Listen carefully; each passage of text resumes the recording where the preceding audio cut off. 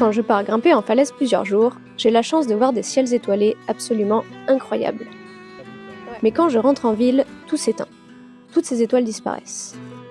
Vous imaginez, un tiers de l'humanité n'a pas accès à la Voie lactée à cause de la lumière que l'on émet. Je suis allée à la rencontre de Samuel Busson.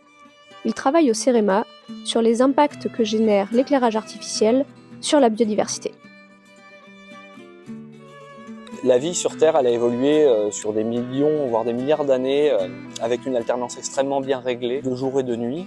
Et la nuit, une évolution extrêmement prévisible aussi des cycles lunaires. Et il y a pas mal d'espèces qui ont fait des choix de vivre le jour ou de vivre la nuit et qui ont développé en conséquence des organes visuels notamment ou autres qui leur permettent de se repérer soit le jour soit la nuit. Donc il y a eu une espèce de ségrégation, des spécialisations d'espèces et depuis un peu plus de 150 ans, on a commencé à mettre de la lumière la nuit dans beaucoup d'endroits où historiquement en fait il n'y avait juste pas de lumière. Et ça induit des impacts majeurs sur beaucoup d'interactions entre espèces parce que ça change complètement les règles du jeu. Toutes les espèces, qu'elles soient nocturnes ou diurnes, sont affectées à un niveau ou à un autre par la pollution lumineuse. Il y a une étude allemande qui estimait que par nuit d'été, il y avait 1 milliard d'insectes qui mouraient autour des lumineux. Parce qu'en gros, les insectes sont attirés et plutôt que d'aller là où ils devaient aller, se nourrir, s'hydrater, se reproduire, etc., ils tournent autour du point lumineux jusqu'à se faire bouffer par une chauve-souris ou se cramer sur l'ampoule ou mourir d'épuisement. Donc il y a cet effet piège écologique de la lumière. Et les insectes sont à la base de beaucoup de chaînes alimentaires. Donc quand on impacte les insectes, on impacte tous ceux qui s'en nourrissent, les amphibiens, les oiseaux, les chauves-souris, En fait, les espèces de jour, elles sont aussi impactées par la lumière la nuit. Elles cherchent des zones sombres, elles ont besoin d'obscurité la nuit pour pouvoir dormir, tout comme nous. On dort pas la lumière allumée dans notre chambre. Et les espèces, c'est exactement la même chose. Il y a beaucoup d'espèces qui sont très actives à l'aube et au crépuscule. Donc c'est une période où on a beaucoup d'enjeux et les premières heures de la nuit sont des heures assez stratégiques dans lesquelles, pour la biodiversité, idéalement, il ne faudrait pas éclairer. Donc de bol, c'est aussi le moment où on doit éclairer pour les besoins humains. C'est plutôt en début de nuit qu'on a besoin d'éclairer. Donc là, on arrive à des points durs, comment on fait.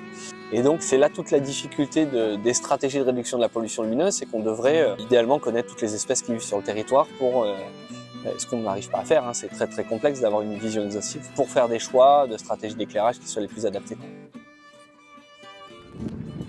Ce qui est délicat, c'est que entre le moment où une évolution technologique apparaît et le moment où on évalue son impact, il y a un temps énorme et c'est vrai que la pollution lumineuse, c'était juste vu comme un confort, comme une nouveauté vraiment utile à l'homme, ça rend plein de services. Et on a mis très très longtemps à se poser la question de sa conséquence négative.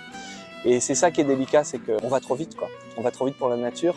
On ne se pose pas la question de l'impact de quelque chose qu'on développe avant de le développer à grande échelle. Et que quand on se rend compte que finalement ça pose souci, il est tard. On commence beaucoup à se poser la question du bruit aussi. Il y a très peu d'endroits sur Terre où il n'y a pas un bruit humain, il n'y a pas un avion qui passe. Et en fait, ça aussi, ça a des effets sur les espèces, sur les écosystèmes, etc. Et je pense qu'on a de plus en plus conscience de la nécessité qu'on a d'avoir une nature en bonne santé, en fait, parce qu'on dépend complètement de cette nature. Si cette nature se détraque, on meurt tout simplement à plus ou moins long terme. Et donc je pense qu'il faut vraiment qu'on arrive à appliquer un peu plus systématiquement le principe de précaution. Et donc la vraie question à se poser sur ce sujet de l'éclairage, c'est est-ce que j'ai vraiment besoin d'éclairer? Si oui, est-ce que j'ai besoin d'éclairer tout ce temps? Et une fois que j'ai répondu à cette première question, j'ai besoin d'éclairer de 22h à minuit par exemple. Comment je vais éclairer? La qualité, l'orientation, etc. C'est vraiment des questions qu'on devrait se poser systématiquement, qu'on parle d'un projecteur en façade chez soi, qu'on parle d'une rue, qu'on parle d'une pratique en extérieur, de loisirs de plein air, ce genre de choses. Voilà. La lumière n'est pas neutre. Il y a des territoires où ils se préoccupent vraiment de ce sujet pollution lumineuse. Ils en sont à de la recommandation sur des rideaux occultants, sur des maisons en montagne. Voilà, des questions qu'on se pose absolument pas nous en général. Donc à chaque fois se poser la question de notre place dans tout ça et comment on peut faire pour être le moins perturbateur possible en considérant que la lumière est un élément perturbateur, comme d'autres. Et si la nature pouvait parler, que nous dirait-elle?